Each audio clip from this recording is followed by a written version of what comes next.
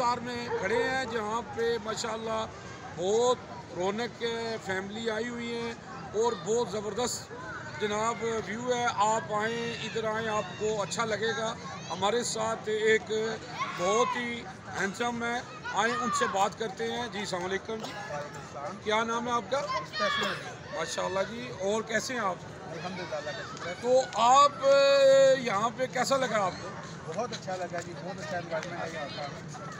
इधर का खाना भी बहुत अच्छा है और बच्चों के लिए, फैमिलीज़ के लिए बहुत अच्छा है।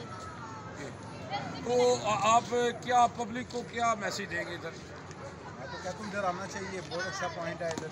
पॉइंट भी बहुत अच्छा है इनका और प्ले लैंड भी है इनके पास, तो बहुत अच्छी चीज़ है बच्चों के लिए, फैमिलीज़ के लिए। जी जी, बहुत शुक्रिया जी। जैसे जनाब ये बताया उन्होंने कि यहाँ पे ज़बरदस्त लोकेशन है फैमिली के लिए। आएँ आप, अपने बच्चों के लिए झूलों का इंतज़ाम है और बेहतरीन सिक्योरिटी है। यूजी न्यूज़, जावा जी, झेलम।